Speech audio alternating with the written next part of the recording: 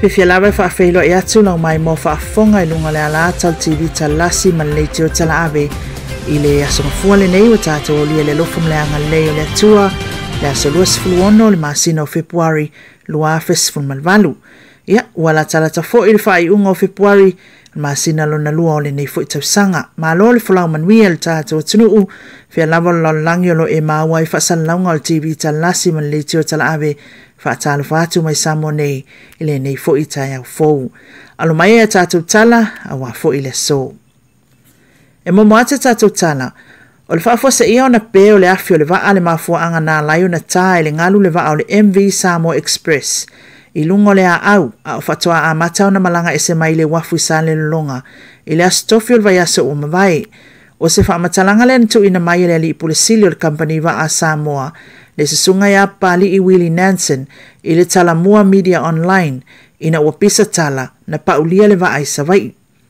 O nai minute lava talo na tuwa ese mai le MV Samoa Express ma le pase se laulua siful tangata ma ta avale siful fitu mai le wafu isa le longa ai tupulo le whawhita auli. E na o nai maa osi o le waa na iai ai le ise tūlanga tele o le whaaleanga ina le ai fo ise soifua na afia. O lo watoso ina nei la lea wa ai le wafu ia le ipata, a wanga luenga toi whaale leia, ai o lo whaasa o mai e fo ia lea li ipule, whaamatalanga le tutongia, le wanga I fo ina whaasala lawe nise whaapea, o le tamaita ina kapeteni ina lea wa, wa maafua il whaafita auri lea, vai mai pali o le kapeteni o le ali o seu manumika, o le tamaita I o lo ta ua, sa ile tūlanga o le kota master, ma sa ia fo ina le waa, ile whaatonunga le ali kapeteni. Iniso tala lo whaapea mali tula fono tau whanua whaaleanga no uluafe malevalu e matua whaasa ina lawa na awe sea I ati tau I lunga o whanua whaaleanga no. O lona winga e le mawhaio na awe sea le a ial tangata e ana le whanua mai lona whanua whaaleanga no po le suia fo o le pule o le whanua. O saunoanga ial tamaita I ofisa sili o pulenga o le komisi o toi fuata ina o tula fono le fionga tele ai langi poiva Dr. la lotoa mulitalo se mantafa e ave se ai popolenga I se fontanga whaavau malo sa whaie New Zealand. Sa wala au lia tele ai o se tase I latou sa whaatala noa ina le fontanga I tula fono al Pasifika o tūmaanga nuu ma whaavai lona au tū o whautuanga I ngalwenga loia o le whausia ina o tula fono ma le toi fuata ina o tula fono whaavai. E peona sila fia o tele ai o se tase iona nga waa il tuse ina o tula fono mo Samoa ma le Pasifika. Mulmule ne ai le whaatanoanga lea, na toi wala au lia saunua mai tulanga o tula fono whaatatau, I le umia ina o whanua whaaleanga nuu. O I tonu la lea na anga I mei lola na saunoanga, I le tulanga lea lo pisa I tala I whanua whaaleanga nuu, ma ia whaamatala wili ili mai ai loa, le tulanga moni o lo tautala mai le tula fono, e le mawhaiai le tula fono le nei, o le restala ina o whanua masua whaluafe ma le valu, o na awe sea le a ia le tangata e ana le whanua whaaleanga nuu. Le alo whapea mai isi vaenga, e ele vaenga o tula fono mwhaiona awe sea le a ia tau al tangata I lunga o lona whanua whaaleanga nuu. I le au te lenga o lana saunoanga na ia whapea mai ai, le winga whaatangaina ma whaamaumaunga o whaai unga o mta uptau tula fono mua mua, o lo langolango ina lea tulanga I whapea mua mua. I le isa vaenga o lo il tula fono I whaatangaina ile awe sea wa ia tau lunga o whanua whaaleanga nuu. Lua, o lo manino le whaapea mai o le tula fono, e whaasaina o na awe sea pe transfer se whanua whaaleanga nuu. Lona tolu, na paulawa le tulanga o lo ta waile upu whanua whaaleanga nuu le tula fono lea, se I wanga na o le ta ua lea I le whaatinonga o isi tula fono wa lewa o na iai. Lona wha, o isi tula fono e au ainga il whaatangaina o ele whaaleanga nuu, mo le lisi ina, e whaonga ina mo tulanga whaatau le manuia o tangantalau tele, e sili atu lo na fianga I lunga o whanua whaaleanga nuu, na I lo le tula fono le nei. Malona lima, talu lava na amata mai tula fono le nei le luafe ma le valu, e le whapea lava ua yeini whaamasinonga o maafua ona o le tula fono le nei. Whaatau le restala o whanua whaaleanga nuu, ona o ni whanua whaaleanga nuu e whapea, wa avea I atau, ma wa ave sea le pule mai le ana le whanua.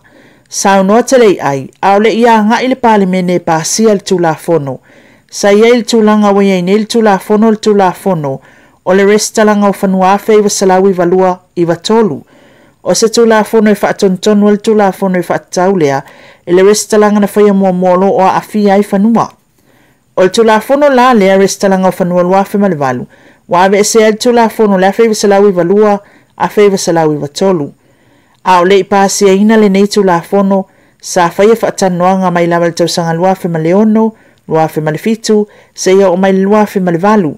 Ma sa ia toi whapea mai, e le aile ai lava se vaenga o i lea tulafono, o lau whapea mai whaatanga o na li liu le pulo le whanua whaaleanga nuu, pe ave se a fo ile ai atatawa le ona le whanua. I le winga moni o le tulafono, o tūlanga mua lava o whaamaumaunga le whaamasinonga maso se tasi e whaonga ina, so se tulafono, o le tulafono lava ia. Po le alime o lo tala noa mai ai, pe le o tala noa mai ai foi, e winga i se mata upu. O le mata upu lai whapea, whaamata i es tulafono tau whanua whaaleanga nuu, o le ama whaiona ave e sea le tulafono restalanga o whanua lua afe malevalu, mai whaamaumaunga vaenga o le tulafono lo whaali ai, le ai lava se vaenga o le tulafono le nei, o whaatanga ina se mea whapea, ma o lo iai le vaenga o le tulafono, e whaasa ai, ma tapu ai, lea tūlanga. O le amo le tulafono le alo tu ina atu le official lawyer Sili Moltoi Loiloina i la to ana fanua o lo ia ilunga po moli elitisi al fala potpotonga al malo sifa elitisi le EPC e maua wat tola a wele titi fo le sefulu mita mai po moli na mafua le tulanga i pionta ua e se pepa fa mtalanga na lafo ina mai le so upo le malo e fapea o se saunoanga le li pulo le EPC le to fa tonga tatile le atu i male li fano i se fontanga le vai so mavai o nai fapea e 5% o po moli fa le ina o waia elitisi e mafua mai la auto ulu mai fanua o tangata umia sa loto mana matua tele se tupe fa alu al fa la potpotonga e toe fa ia waia e na ia falia wa levo na tu ina mai fautuanga le atunu e mai se la to lo tola au la tane i pou pe te ane lo mai tawina le EPC o la toie o mia fanua sa loto nei e mo mo lava fai tio pe atua ia tunga luenga fa le al fa la potpotonga na ta ua ele o fa malu sia lava ia tu la fono le EPC e mai se taimi o fa mal leanga o le tau pe ta ia mai anei lona ilo ilo tu la fono mpasia e tal tonu tolonga ta o le atelero na fsaswani ngalwenga le EPC e mai se taimi o leanga o le tau le atunu mal tala mulmuli wa foa ia le malo ia pani se fsaswani tau mea fai ngalwenga ma mea mo mia le whaatinonga o ngalwenga le falma inifo ina ia si iti ai le tūlanga le leo le fui au nanga le atunu sa foa ia to le ampasa le malo ia maunga o le atu olo shinia aoki Element Star so i fua malolo ina, le fionga atu i tama Dr. Tala le leitu i tama, le tu samalitasi tesi maleiva miliona tala Amerika o mea whainga aluenga, a wale fale mai nifo.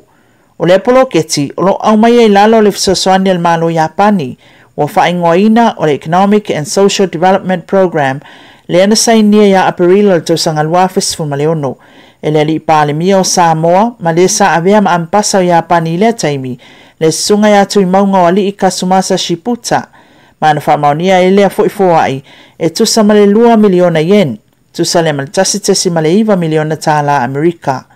Na whaalia e maunga o le atu olo, o le atu pena vaivaina in poloketi se lua, o le loli fui mua e eilo na api whai umi, le ana foa i le vai aso foi wama vai, mo le vai enga le fui mu ma whaalawlawe tup whafwasei, a to ai la mea whainga wenga nei, a wale whale lea, o le whale mai nifo im totua.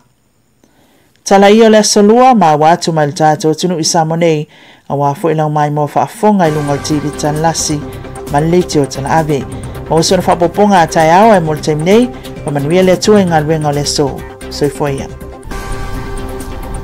Wa tātou tala whawala nei aso, wa au nātu, e ala i le lango sua malosi, a si tasi le nei o au nanga whaapisi. Atasi e minisi o whalawiloa ma whaasilasilanga, mōlo sila fia. I tui whatalo whatu sa mola amtango ngalwenga le ne vaiaso o se whapoponga masani whale nei o le talo tau. Ma le ata satelite o se vaenga wau mawalalo o lo au mai au sa vili o le vaito e lau i lunga le tunu. Sa whamawina mai sau te upolu le vela mō lunga le so e tolu sfutolu te kiri. Ai mō pia sa whamawina i le tolu sfulu, mal mālu poan po e lua sfulu ono te kiri. Whaafano le tau, wau susu o sa vili feo lolo ni malo se o le vaitu e lau, o lo a fia i pia Samoa. Wingal tau malpo nei, e awa mai ta ulu wa solo ai timo. E ono feo lolo le mamafa e papu ufa apea nai William Fight Stili. E whātau tau sa vili ini seo taimi. Wa inga male so atai au, o le ata ulu wa solo ai timo, ma e ono feo lolo le mamafa. Tala tamal ngatai fale malpo nei, sa vili alvaitu e lau e sfuli mamaila le tu la. E pua ai timo ngam whātau tau sa vili, o ngalu e lima le fitu fotu. Mo ngatai fale le asolua, o sa vili alvaitu e lau a nga ile mata upolu, e sfuli mamaila le tu la. O ngalu e lima ile fitu fotu. Taimil tai la apele ele malitai to sfulu minute sfulu mata silpo nei mula so atai au. So tu malitai to 2 minute lima le vave au. Pe ele to tasi minute sfulu matasi. So tu sfulu 8 minute te lima le fiafi. Na to pe ele le tai to sfulu 1 minute sfulu mal walpo. Ole aso ela tai au le 2 minute te ele fitu. Fa mo to ifol to 8 minute le valu le fiafi. Masa ripotile na tausa mole ni afiafi session fa poponga la soatao mole ni tula manuia tele po fa soifoia. Good evening Samoa, here's initial updates of you with the forecast for the beginning of this week. Latest satellite imagery of this afternoon shows low-level clouds driven in by the northeasterly wind flow affecting the group.